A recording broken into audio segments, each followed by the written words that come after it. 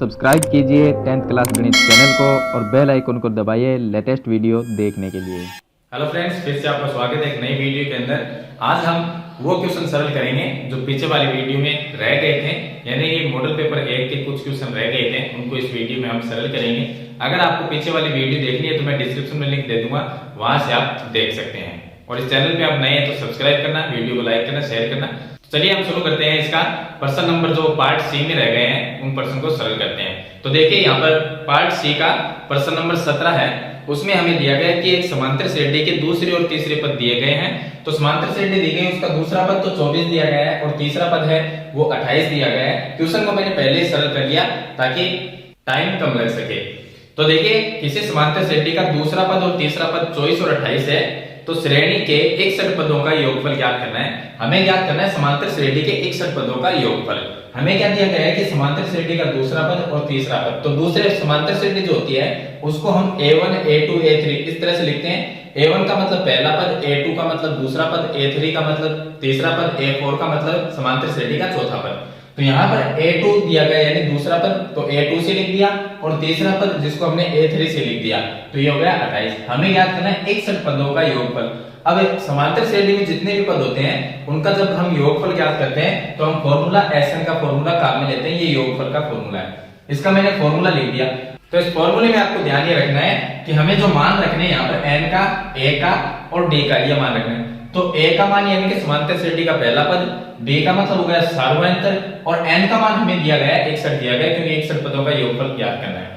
तो A और D का मान हम कहां से लेके आएंगे, उसके लिए हम क्या करेंगे, जो हमें दूसरा पद दिया गया है, तीसरा पद दिया गया है, तो दूसरे पद को हमने A2 से लिखा, तीसरे पद को A3 से लिखा। अब A2 को हम लिख सकते हैं A प्लस D लिख सकते हैं। क्यों लिख सकते हैं मैं आपको बता देता हूं कि समांतर श्रेणी में अगर हमारे पास में A2 है, A2 तो उसको हम A प्लस D से लिखते हैं। अगर A3 है, मैंने पहले भी बताया है, A3 को हम लिखते हैं A प्लस 2D से। अब ये बना कैसे, मैं आपको बता देता हूं कैसे बना। समांतर श्रेणी में an बराबर a plus n minus 1 into D, ये फॉर्मूला है। an का ये फॉर्मूला है। इसके अगर हमें अगर समांतर श्रेणी का तीसरा पद ज्ञात करना है तो अगर हम a3 लिखेंगे, यहाँ पर 3 लिखता हूं मैं इसकी जगह, तो a3 बन गया। उसके बाद में यहाँ पर 3 लिख के माइनस 1 करेंगे तो कितना बनेगा, 2 बनेगा। 2 को मैं d से गुणा करूंगा तो 2d होगा और a अपनी जगह रह जाएगा, तो a प्लस में क्या आएगा, 2d आएगा। इसका मतलब a3 को हम सीधा ही लिख सकते हैं a प्लस 2d से।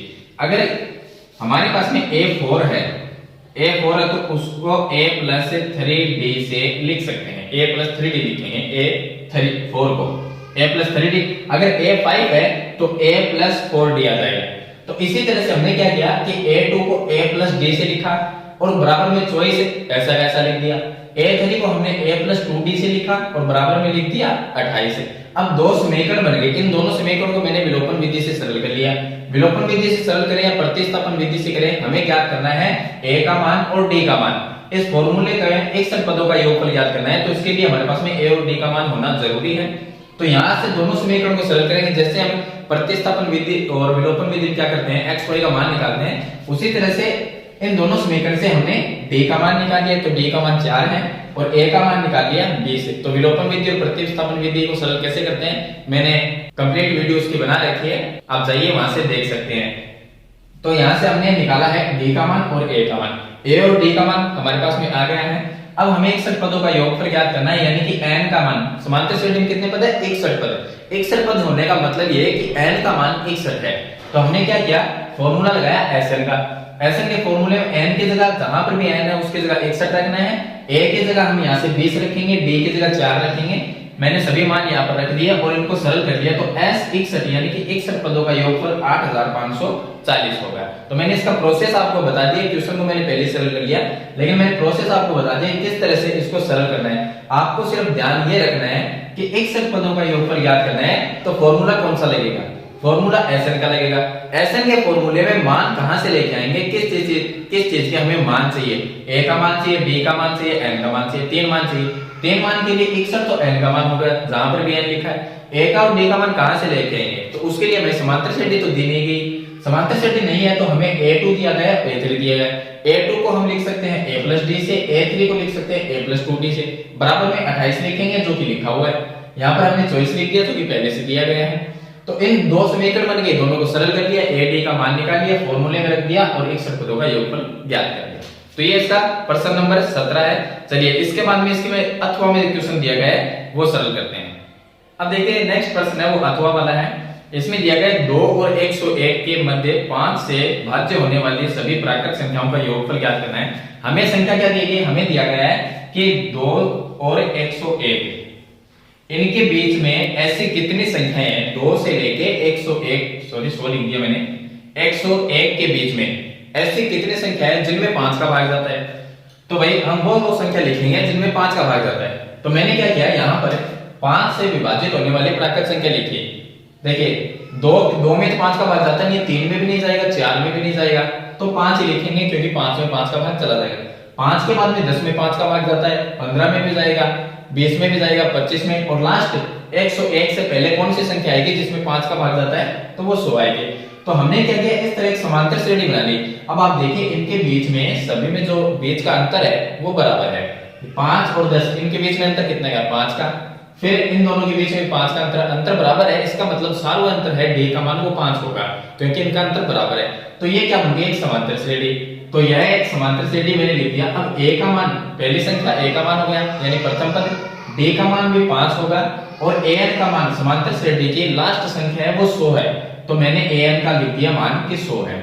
अब हम क्या करेंगे, हमें ज्ञात करना है कि इस समांतर श्रेणी में यानी कि जितनी भी संख्या है जिनमें 5 का भाग जाता है, कौन सी संख्या 2 और 101 के बीच में कितनी संख्या है जिनमें 5 का भाग, उन सभी संख्याओं का योगफल ज्ञात करना है। योगफल ज्ञात करने के लिए हम SN का फॉर्मूला काम में लेते हैं। SN का 2 फॉर्मूले हैं, दोनों में से कौन सा काम है। अगर हमें समांतर श्रेणी की लास्ट संख्या पता है यानी AN या जिसको हम L से भी लिखते हैं, लास्ट संख्या पता है समांतर श्रेणी की, तो हम a प्लस l वाला फॉर्मूला काम में लेंगे, SN वाला, जिसमें SN बराबर n/2 a प्लस l, ये फॉर्मूला काम में लेंगे। अगर लास्ट संख्या नहीं पता है तो जो हमने क्वेश्चन नंबर 17 में किया था, जिस फॉर्मूले को काम में लिया था वो फॉर्मूला काम में लेंगे। अब हमने क्या किया कि SN का फॉर्मूला लगा दिया। अब SN का फॉर्मूला तो हमने लगा दिया, लेकिन इस फॉर्मूले में हमें ये नहीं पता अभी तक कि समांतर श्रेणी में वो ऐसी कितनी संख्या है जिनमें 5 का भाग जाता है। तो पहले वो संख्या निकालेंगे। संख्या निकालने का मतलब है समांतर श्रेणी में कितने पद है वैसे, इसका मतलब हमें n का मान ज्ञात करना। तो a का मान भी है, d का मान भी है, लास्ट संख्या भी पता है यानी an का मान 100 है। तो हमने क्या किया, ये फॉर्मूला लगाया an का। an के फॉर्मूले से हमने ज्ञात कर लिया n का मान। n का मान आ गया 20। इसका n का मान 20 का मतलब होता है कि समांतर श्रेणी के अंदर 20 पद है, जैसे a1 a2 a3 a4 इस तरह से। टोटल इसमें कितने पद है, 20 पद, यानी 20 ऐसी संख्याएं हैं जिनमें 5 का भाग जाता है। उन 20 संख्याओं का योगफल ज्ञात करना है। तो 20 पदों का योगफल हम ज्ञात करेंगे, SN का फॉर्मूला लगाएंगे। SN के फॉर्मूले में n का मान कितना है, 20 है, यहां से हम लिख देंगे n का मान, जहां पर भी n है उसकी जगह हमने 20 लिखा, a की जगह समांतर श्रेणी की पहली संख्या 5 लिखी।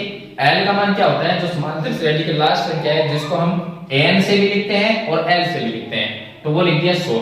इसको मैंने सरल कर लिया तो इसका जो आंसर आ गया वो 1050, यानी समांतर श्रेणी में जो 20 संख्या है उनका योगफल होगा 1050 होगा। तो इस तरह से इसको सरल करना है। अब इसके बाद में देखिए क्वेश्चन नंबर 18। अब देखिए अगला जो प्रश्न है वो प्रश्न नंबर 18 है और 3 नंबर का प्रश्न है। पीछे वाला भी मैंने जो आपको बताया थे प्रश्न नंबर 17, वो भी 3 नंबर का ही क्वेश्चन है। तो अब हम 3 नंबर के जो क्वेश्चन उनको सरल कर रहे हैं। तो प्रश्न नंबर जो 18 है उसमें दिया गया है कि x अक्ष पर वह बिंदु ज्ञात कीजिए, जो ग्राफ होता है उसमें x अक्ष की लाइन होती है, उस पर कहा है कि x अक्ष पर वह बिंदु ज्ञात कीजिए जो हमें बिंदु दिए गए उनसे समान दूरी पर स्थित है।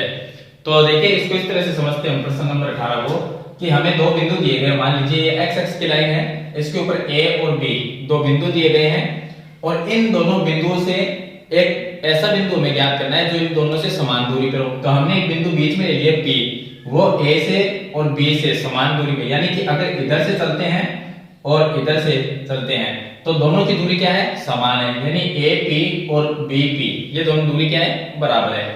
अब बिंदु हमें दिए गए, A दिया गया है, B दिया गया है, तो बीच वाला बिंदु हमें ज्ञात करना है जो इनसे समान दूरी पर है। तो बीच वाले बिंदु को हम क्या लेते हैं, x और y लेते हैं, लेकिन x अक्ष पर y का मान क्या होता है, 0 होता है और x अक्ष पर x का मान x ही होता है। अगर कोई मान है तो ठीक है, अगर नहीं है तो x का मान x ही रहेगा। तो यहाँ पर मैंने x ले लिया और y का मान x अक्ष के लाइन पे 0 होता है, 0 हो गया। बाकी दो बिंदु हमें क्वेश्चन में दिए गए हैं। चलिए अब इसमें देखिए प्रश्न के अनुसार ये दोनों दूरी जो है वो बराबर है, ए पी बराबर होगी बी पी, क्योंकि बीच वाला जो बिंदु हमें ज्ञात करना है जिसको, वो बिंदु इन दोनों से बराबर दूरी पर है, तो ए पी बराबर होगा पी पी। अब दूरी का जो फॉर्मूला है वो लगाएंगे, दूरी यानी कि दो बिंदुओं के बीच की दूरी ज्ञात करने का फॉर्मूला, तो ये होता है under root x2 minus x1 का whole square plus y2 minus y1 का होल स्क्वायर, क्योंकि हमें दो बिंदुओं के बीच की दूरी ज्ञात करनी है। अब देखिए ये जो बिंदु तो हमारे पास में तीन है, इस तरह से तीन बिंदु है, लेकिन हम क्या करेंगे कि दो बिंदु होंगे उनके बीच की पहले दूरी ज्ञात करेंगे, फिर दो बिंदु जो है उनके, यानी कि यहां तक पहले इन दो के बीच की दूरी ज्ञात करेंगे, फिर इन दो के, तो हमने दो दो बिंदुओं के बीच की दूरी को ज्ञात कर लेंगे और दोनों को बराबर रखेंगे। क्यों रखेंगे? क्योंकि दूरी बराबर है। तो चलिए पहला बिंदु ये दोनों लेते हैं, हम इन दोनों बिंदुओं के बीच की दूरी ज्ञात करेंगे, तो ये x1 हो गया, ये y1, ये x2, ये y2, इस तरह से मानते हैं।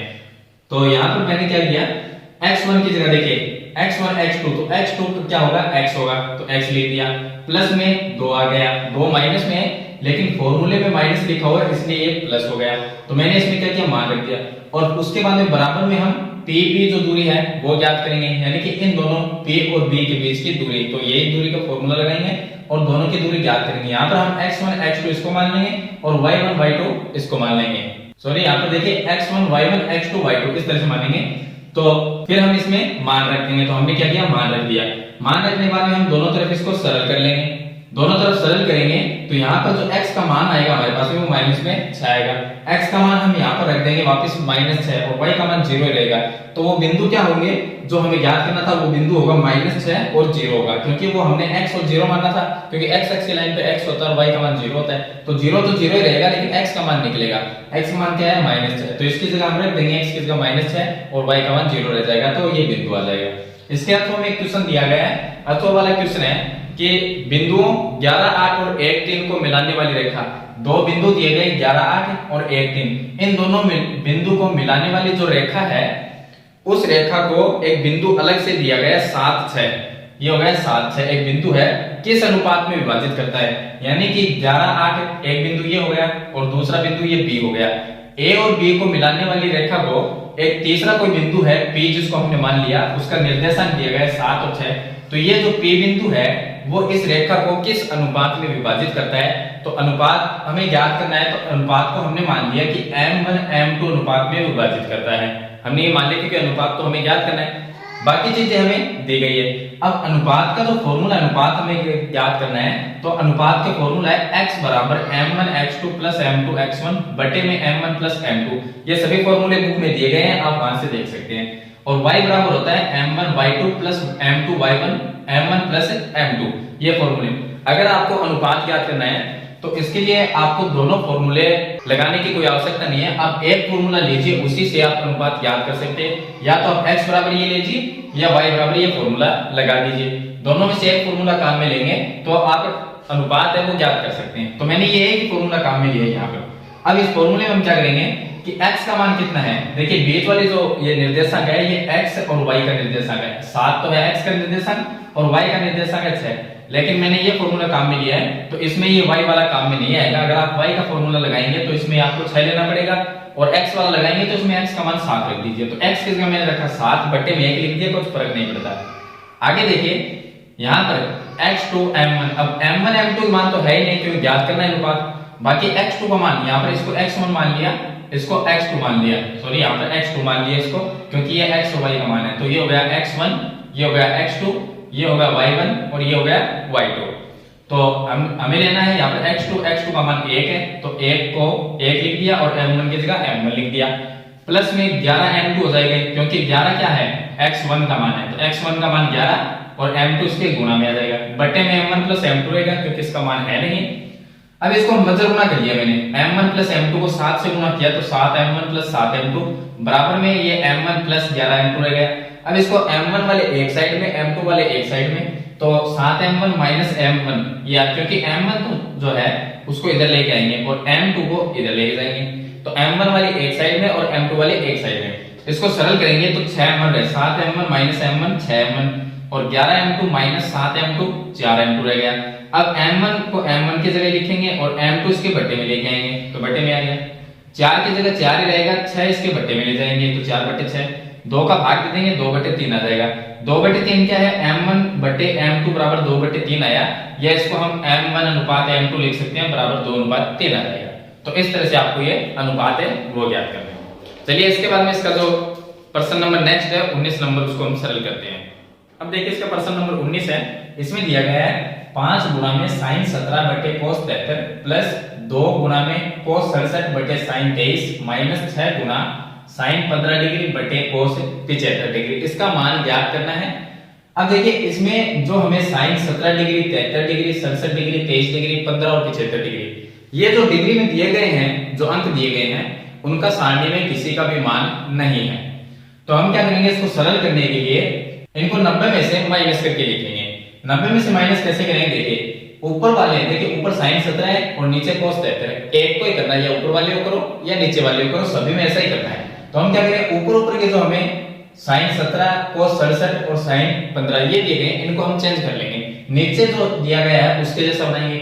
यहाँ पर नीचे cos 73 है तो ऊपर वाले को हम cos 73 बनाएंगे, sin 23 है ऊपर वाले को sin 23 बनाएंगे, और नीचे cos 75 है ऊपर वाले को cos 75 बनाएंगे। कैसे बनाएंगे, देखिए 90 में से माइनस करके बनाना है।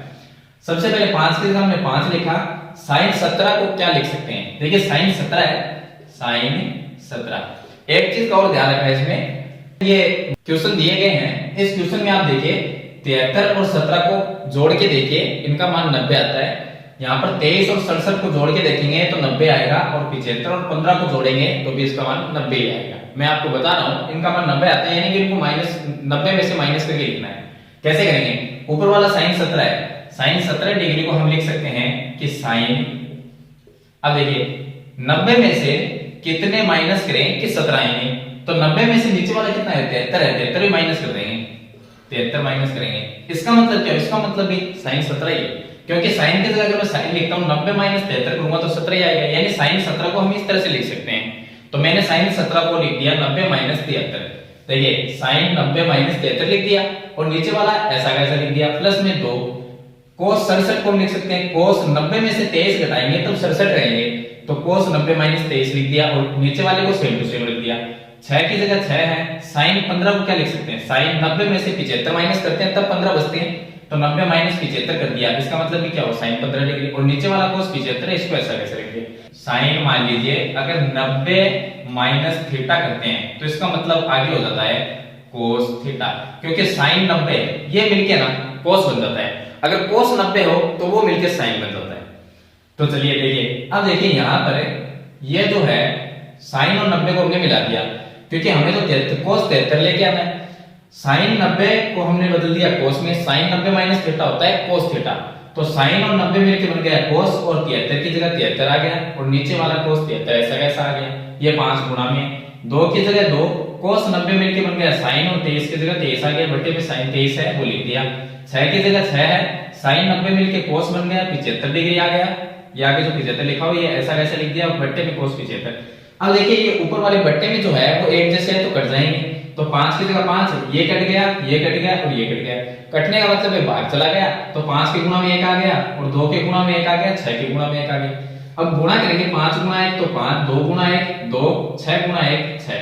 अब ये 5 प्लस 2 हो गए 7, माइनस 6 करेंगे तो 7 माइनस 6 कितना हुआ, 1, यानी कि इसका आंसर आएगा वो 1 आएगा। आगे देखिए यहाँ पर है cos 4 थीटा माइनस sin की घात 4 थीटा बराबर, सिद्ध करना है 1 minus cos square theta sin square theta.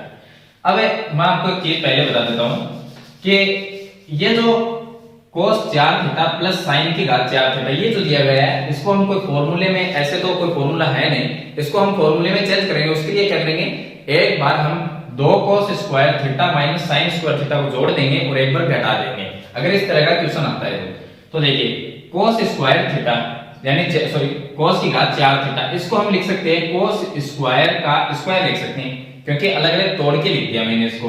अगर a की घात 4 है तो उसको a स्क्वायर का स्क्वायर लिख सकते हैं, तो मैंने भी ऐसे किया, cos 4 थीटा को cos स्क्वायर थीटा का स्क्वायर लिख दिया, प्लस sin 4 थीटा को sin स्क्वायर थीटा का स्क्वायर लिख दिया, तो इससे कोई फर्क नहीं पड़ता। अब हमारा तो इतना ही रहा, मैंने क्या किया, दोनों तरफ ये जोड़ दिया, सॉरी दोनों तरफ नहीं, एक बार इसको जोड़ दिया और एक बार इसको घटा दिया, यानी कि एक बार प्लस में मैंने लिख दिया 2 cos square theta sin square theta, एक बार इसी चीज को मैंने घटा दिया, माइनस में लिख दिया 2 cos square theta sin square theta. अगर हमारे पास में a स्क्वायर का स्क्वायर और प्लस b स्क्वायर का स्क्वायर है तो हम उसमें जोड़ सकते हैं। इसके अंदर देखिए अगर हम जोड़ दें प्लस में 2a स्क्वायर b स्क्वायर और माइनस में 2a स्क्वायर b स्क्वायर, तो इससे कोई फर्क नहीं पड़ता। ये प्लस में और माइनस में हमने जोड़ा है, अगर इसको वापस काट देंगे तो क्या होगा, जीरो हो जाएगा वापस, कोई फर्क नहीं पड़ता इस चीज से। तो हमने क्या किया, एक फॉर्मूला बनाया इससे। हमने कौन सा फॉर्मूला बनाया, हमने फॉर्मूला बनाया a square plus b square. ये अगर ऐसा है तो इसके अंदर मैंने जोड़ दिया 2ab जोड़ दिया और एक पर माइनस 2ab घटा दिया। अब इतना ही एक फॉर्मूला बन जाता है, कौन सा बन गया, इतना फॉर्मूला बन जाता है a प्लस b का होल स्क्वायर, ये बन गया। और माइनस में 2ab को ऐसा का ऐसा लिख दिया। तो मैंने ये फॉर्मूला बनाने के लिए यहां पर हमने क्या किया, एक बार 2 cos square theta sin square theta एक बार जोड़ा है और एक बार घटा दिया है। अब देखिए ये इतना बन गया फॉर्मूला, ये इतना एक फॉर्मूला बन गया। तो इसको हम क्या लिख सकते हैं, ये a प्लस b का होल स्क्वायर वाला, लेकिन यहाँ पर स्क्वायर का स्क्वायर है तो स्क्वायर को हम वापस लगा देंगे। तो देखिए a प्लस b का होल स्क्वायर ये लिखा, लेकिन a की जगह क्या है, a की जगह है cos स्क्वायर थीटा, तो cos square theta plus b की जगह है sin स्क्वायर थीटा, तो sin स्क्वायर थीटा, बाकी हमने होल स्क्वायर लगा दिया। तो ये इतना एक फॉर्मूला बन गया और इसको ऐसा कैसा लिख दिया। अब हमें बुक में दिया गया है कि sin square theta plus cos square theta अगर कहीं पर लिखा है तो उसका मान 1 होता है। तो sin cos या आगे पीछे लिख सकते हैं इसको, cos को पहले लिख दिया sin को बाद में लिख दिया, तो cos square theta plus sin square theta इसका मान 1 होता है, 1 लिख दिया, स्क्वायर वापस लगा दिया, बाकी को ऐसा का ऐसा लिख दिया। अब 1 का स्क्वायर करेंगे तो 1 आएगा और इसको ऐसा का ऐसा लिख देंगे। तो देखिए ये हमारा सिद्ध हो जाएगा 1 minus 2 cos square theta sin square theta, यहाँ पर 1 minus 2 cos square theta sin square theta. तो ये चीज हमें इसमें सिद्ध करेंगे। तो इस तरह से हम फॉर्मूला बनाने के लिए एक बार जोड़ सकते हैं और एक बार घटा सकते हैं, ये आपको ध्यान रखना है।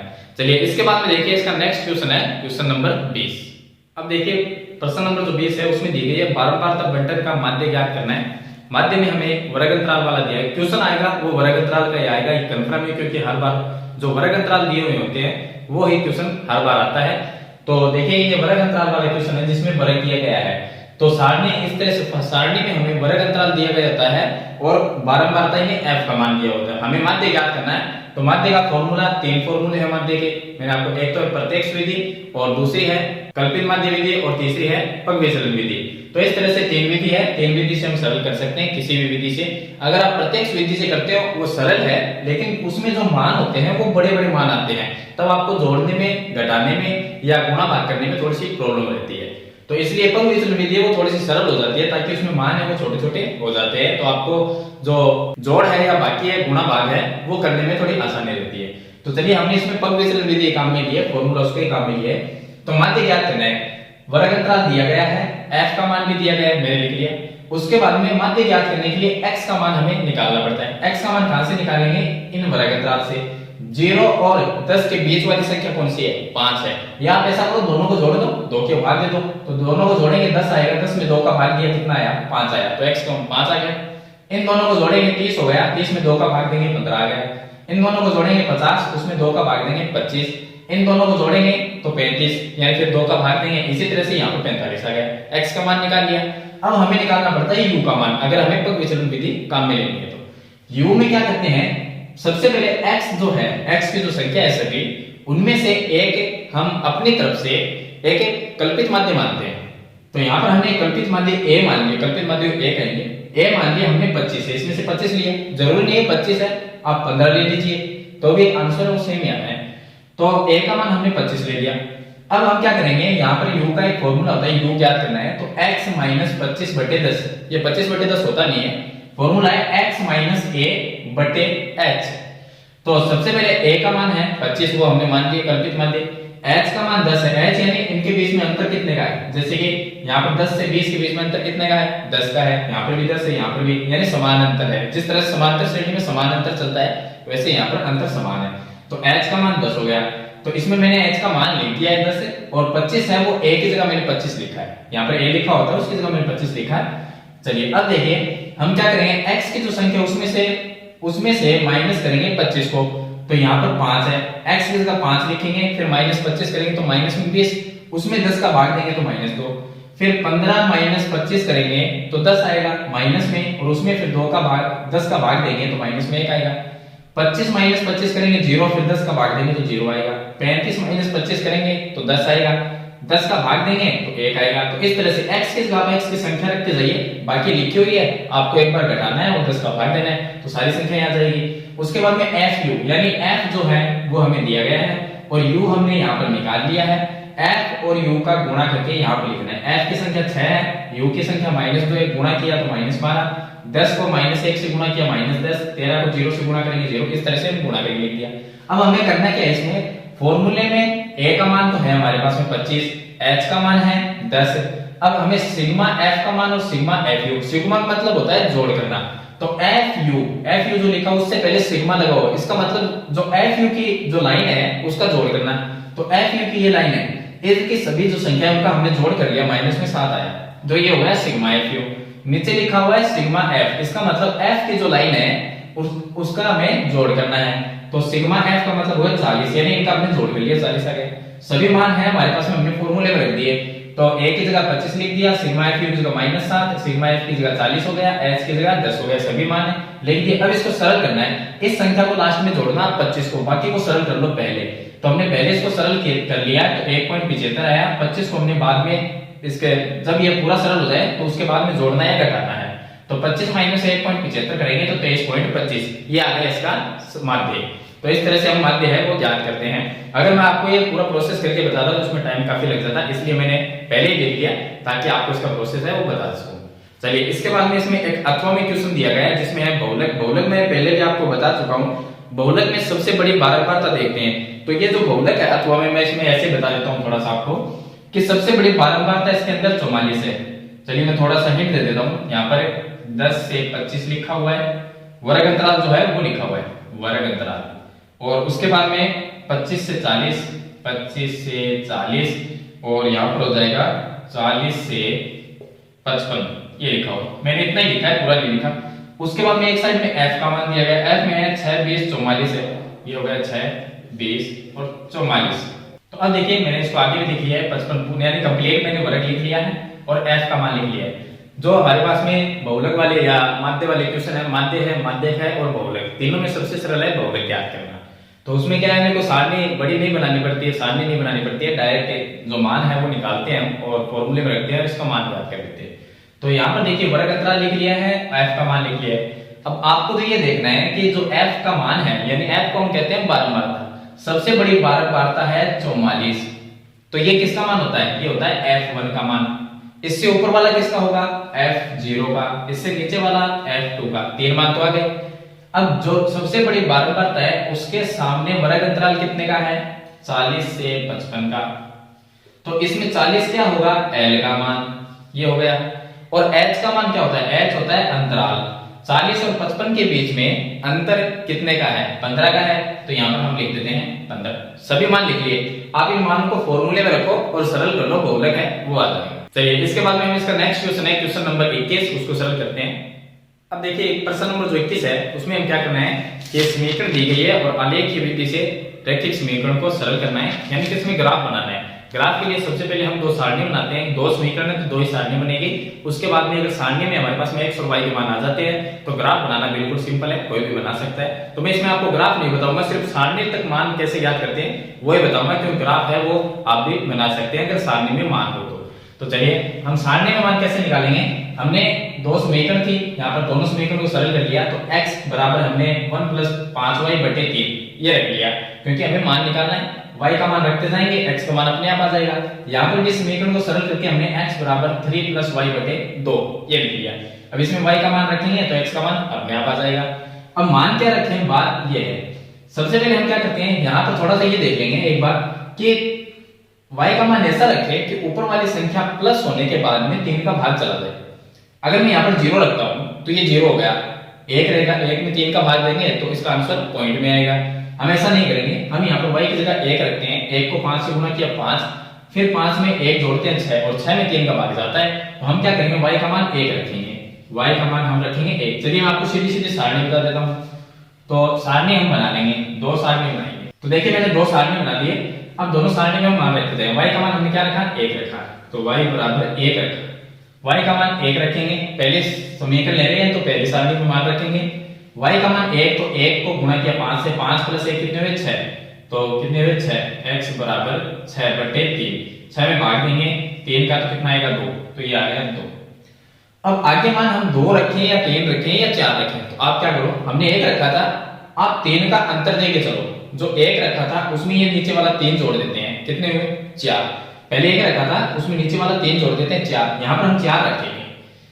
देखिए y का मान हम 4 रखते हैं, तो 1 अपनी जगह है, x बराबर 1 प्लस 4 यहाँ पर रखे, 5 से गुणा करेंगे तो कितना होगा 20/3, 20 प्लस 21, 21/3 होगा, तो 21 में 3 का भाग पूरा पूरा जाता है 7 बार, हमने कितना रखा y का मान 4, यहाँ पर हम 4 रखेंगे तो 21/3 हुआ यानी 7 आ गया x का मान, तो x का मान कितना होगा 7 होगा। अब इनमें अंतर देखिए 1 और 4, बीच में 3 का अंतर यानी 3 प्लस करते जाते तो 1 4 और यहाँ पर आना चाहिए हमारे पास में 7, 2 और यहाँ पर 5 कितने हुए 7, 7 में 5 प्लस करेंगे तो यहाँ पर आएगा 12 इस बार, अगर मान रखेंगे तो चलिए मान रख के देख लीजिए। अब हमने 4 रखा था y का मान, इसमें नीचे वाला 3 प्लस करके रख दीजिए, 7 रख दीजिए, तो यहाँ पर मैं 7 रखूंगा, तो देखिए 5 गुना 7 कितना हुआ 35, 35 प्लस 1 कितना हुआ 36, 36 में 3 का भाग देंगे, आपको ये प्रोसेस करके दिखाना है कि हमने ये मान रखा है y का और इससे हमने सरल करके ये आ गया, तो आपको पूरा कंप्लीट सरल करके दिखाना है। मैं आपको थोड़ा प्रोसेस बता देता हूँ इसका करना किस तरह से। तो 5 को हम 7 से गुणा करेंगे, 35 प्लस 1 36, 36 में 3 का भाग देंगे तो कितना आएगा 12 आएगा, 12 3 36, तो हमने रखा कितना 7 रखा, 7 रखा 12 आ गया। दूसरी में भी ऐसा ही करेंगे ताकि हमें ये पता रहे कि हम इसमें मान क्या रखें ताकि हमें गुणा भाग करने में दिक्कत ना हो, आंसर पॉइंट में ना आए। तो इसके लिए मैंने आपको तरीका पहले नीचे वाला प्लस करते जाएंगे, अब यहाँ पर भी ऐसा ही करेंगे, y का मान रखते जाएंगे और x का मान अपने आप आ जाएगा। y का मान रखे क्या, पहले पहला मान हमें सोच के रखना है कि हम पहला मान क्या रखें। अगर मैं 0 रख देता हूँ तो 3 रहेगा, 3 में 2 का भाग पूरा पूरा नहीं जाता, मैं यहाँ पर 1 रख देता हूँ, y का मान 1, 1 प्लस 3 कितने हुए 4, 1 रखा तो ये 4 हो गया, 4 में 2 का भाग दिया तो 2 आ गया। अब हम 2 को प्लस करके लिख देंगे, हमने जब 1 रखा तो हमारा मान आ गया x का मान 2, अब नीचे वाला हम 2 1 में प्लस कर देंगे, कितने हुए 3, इस बार y का मान रखेंगे 3, तो y का मान हमने रखा 3, यहाँ पर मैं 3 रखता हूँ और ये 3 6 हो गए, 6 में 2 का भाग कितनी बार गया 3 बार, तो हमने 3 रखा था। अब की बार इस 3 के अंदर 2 जोड़ दीजिए 5, इस बार y का मान हम 5 रखेंगे, हमने 5 रखा तो 5 और 3 कितने हो गए 8, 8 में 2 का भाग कितनी बार गया 4 बार, तो भाग गया 4 बार और रखा कितना हमने 5, तो ये इस तरह से हम सारणी वाले हैं। अब सारणी हमारे पास में होगी तो हम ग्राफ में ये बिंदु जो है वो अंकित कर सकते हैं या आप भी कर सकते हैं, तो इसका ग्राफ मैं नहीं बताऊंगा आपको, ग्राफ आप खुद बना सकते हैं। तो ये हो गया इसका प्रश्न नंबर 20। इसके अथवा में भी हमें क्वेश्चन दिया गया है, अथवा वाला भी है, वो भी 2 समीकरण यही दिया गया, सेम टू सेम है, इसमें भी हमें ग्राफ ही बनाना है, पहले सारणी का मान निकालेंगे उसके बाद में ग्राफ, तरीका मैंने आपको बता दिया इसका। चलिए इसके बाद में नेक्स्ट प्रश्न है इसका प्रश्न नंबर 22, उसको सरल करते हैं। अब देखिए प्रश्न नंबर जो 22 है, 22 और 22 के अथवा वाला क्वेश्चन, उसमें हमें रचना करनी है। तो इसमें दिया गया एक 10 सेंटीमीटर लंबाई का रेखाखंड खींचकर उसका 2:3 में विभाजन करो। सबसे पहले हम क्या करेंगे, 10 सेंटीमीटर की एक रेखाखंड खींचेंगे, तो यहाँ पर ये इसका मान लेते हैं हम कि 10 सेंटीमीटर है, एक भी इसको नाम दे दिया और ये 10 सेंटीमीटर का है, ठीक है। इसको हमें 2:3 में विभाजित करना है, 2:3 के अंदर विभाजित करना है। अगर मैं 2 और 3 को जोड़, पहले क्या करेंगे 2 और 3 को जोड़ देंगे, जोड़ने से 5 होता है। हम क्या करेंगे, नीचे जो ये AB रेखाखंड है इसके साथ में नीचे एक और मतलब एक रेखा खींचेंगे, रेखाखंड नहीं खींचेंगे, रेखा खींचेंगे। अब आप समझोगे रेखाखंड और रेखा क्या है। रेखाखंड मतलब एक रेखा का टुकड़ा और रेखा हो गई पूरी कंप्लीट आगे तक, यानी कि हम किसी को किरण कह सकते हैं उसको। तो यहाँ से हम इस तरह से इसके साथ में इस तरह से एक रेखा खींचेंगे। इस तरह से क्यों खींचेंगे, क्योंकि यहाँ पर न्यून कोण बनना चाहिए, AB के साथ में न्यून कोण बनाती हुई एक रेखा खींचनी है, मैंने खींच दी। अब हम क्या करेंगे, सबसे पहले 2 को और 3 को जोड़ते हैं 5 होता है, नीचे वाली जो लाइन हमने खींची है इसके 5 टुकड़े करेंगे बराबर बराबर। करने कैसे, प्रकार से, प्रकार को आप कितना भी खोल लीजिए उससे बराबर बराबर 5 चाप मार दीजिए। पहला चाप यहाँ पर रखेंगे, पहला चाप यहाँ पर रखेंगे, दूसरा, फिर तीसरा, फिर चौथा, फिर पांचवा, इस तरह से 5 चाप प्रकार से मारिए। उसके बाद में इसको इससे मिला दीजिए, ये मिल गया, लास्ट वाला मिल गया। चलिए ठीक है, हम इसको नाम देंगे ये A1, ये A2, A3, A4 और A5। जो चाप हमने मारे उसको हमने नाम दे दिया A5 तक।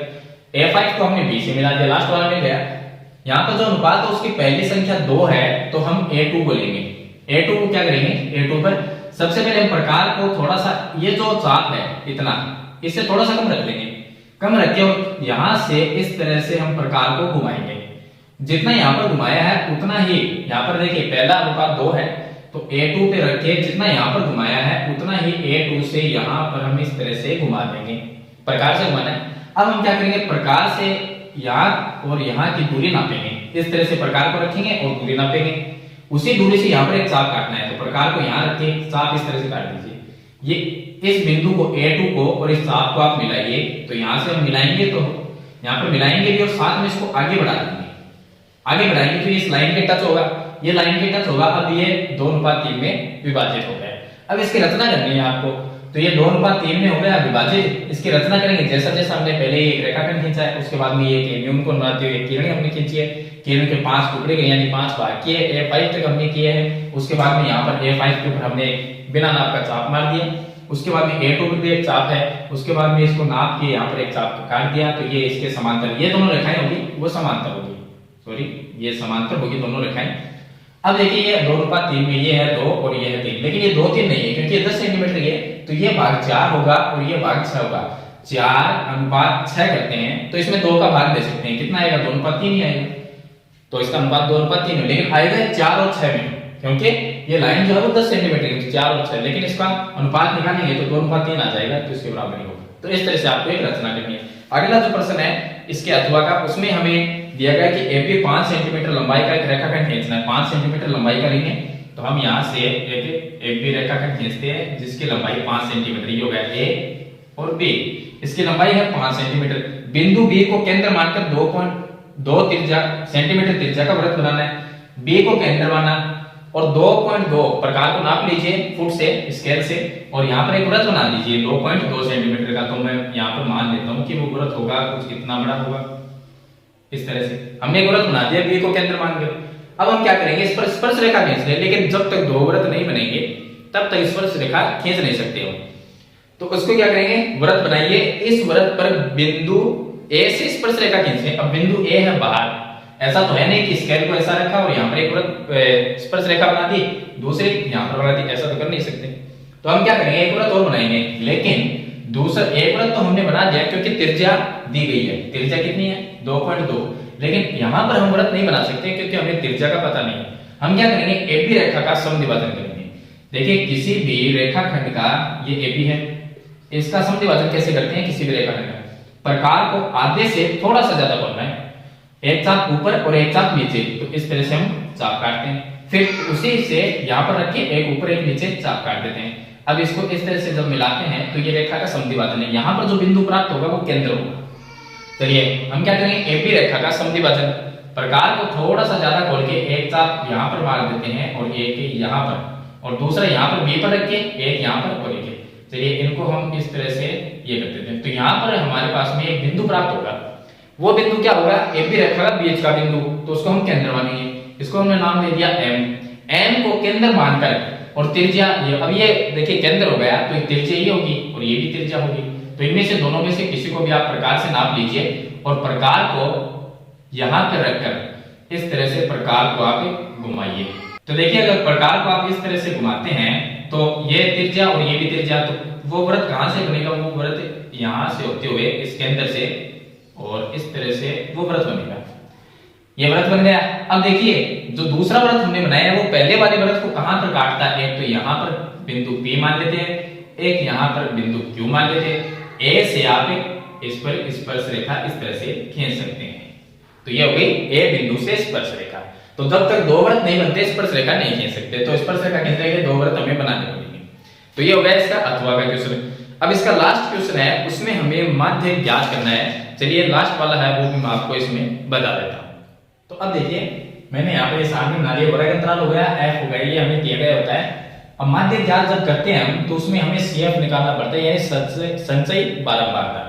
ये CF हम कैसे निकालेंगे, जो F है उससे CF निकलता है, 6 की जगह 6 लिखा और 6 में 20 को प्लस किया 26, 26 में 44 को प्लस किया 70, 70 में 26 को, यानी जो संख्या जो CF है उसके सामने वाले नहीं उससे नीचे वाले संख्या को प्लस करना है। 70 के यहाँ पर 70 और 26 को प्लस करेंगे 96, 96 और 3 को प्लस किया 99, 99 और 1 को प्लस किया तो 100। अब देखिए अगर f को जोड़ेंगे तो भी 100 आएगा और इसका भी CF है लास्ट वो भी 100 ही आएगा। तो CF हमने सिग्मा f का मान भी निकाल लिया, यानी f को जोड़ दिया, ये भी 100 आया और CF भी हमने निकाल लिया।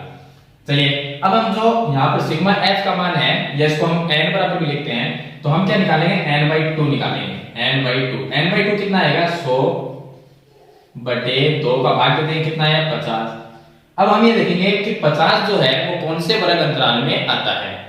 तो 50 कौन से वर्ग अंतराल में आएगा, देखिए 50 सबसे पहले हम देखेंगे CF देखें तो ये तो 26 है और 26 से बड़ा है 70। तो देखिए 26 और 70, 50 से हमें बड़ी CF देखनी है, तो 50 से बड़ी CF कौन सी है, 70। 70 के सामने वाला वर्ग अंतराल कौन सा है, 40 और 55। तो वर्ग अंतराल हो गया, वर्ग अंतराल 40 से 55 ये आ गया। चलिए अब यहाँ पर 40-55 इसका वर्ग अंतराल आ गया। अब 50 से जो बड़ी बार हमारा तो 70 है, सॉरी CF जो 70 है उससे पहले वाली संख्या क्या है, 26 है, ये होगा CF का मान, ये होगा CF का मान। और इस वर्ग अंतराल के सामने f का मान कितना है, 44, ये होगा f का मान। तो इसमें जो फॉर्मूला है वो फॉर्मूला में लिख देता हूं। फॉर्मूला माध्यक ज्ञात करने का है, माध्यक ये है फॉर्मूला। तो इस फॉर्मूले में हमें मान चाहिए, मान के ये l का मान कौन सा होगा, जो वर्ग अंतराल है उसका पहली संख्या ये होता है l का मान, हो गया। n/2 का मान कितना है, n/2 का मान 50 है, वो हो गया।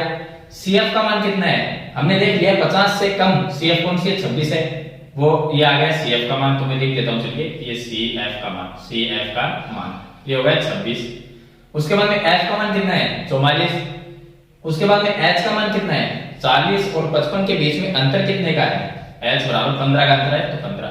सभी मान आप इस फॉर्मूले में रख दीजिए और सरल कर लीजिए, आपका माध्यक है वो याद रखिएगा।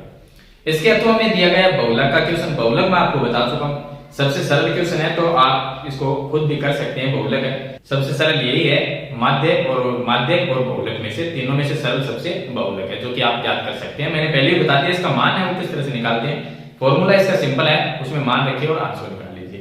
तो ये कंप्लीट मॉडल पेपर नंबर 1 है, वो मैंने आपको कंप्लीट बता दिया। 23 क्वेश्चन इसमें दिए गए थे, मैंने कंप्लीट आपको 23 क्वेश्चन बता दिए। तो ये वीडियो का पार्ट 3 हो गया। इसके बाद में हम मॉडल पेपर नंबर 2 है उसको सरल करेंगे। अगर ये वीडियो आपको अच्छी लगे तो इसे लाइक और शेयर जरूर कर देना, उस चैनल पे आप नए हैं तो सब्सक्राइब करना। फिर भी आपका कोई सवाल या सुझाव हो तो मुझे कमेंट में जरूर लिखें। आज की वीडियो में इतना ही, मिलते हैं एक नई वीडियो के साथ, तब तक के लिए थैंक यू।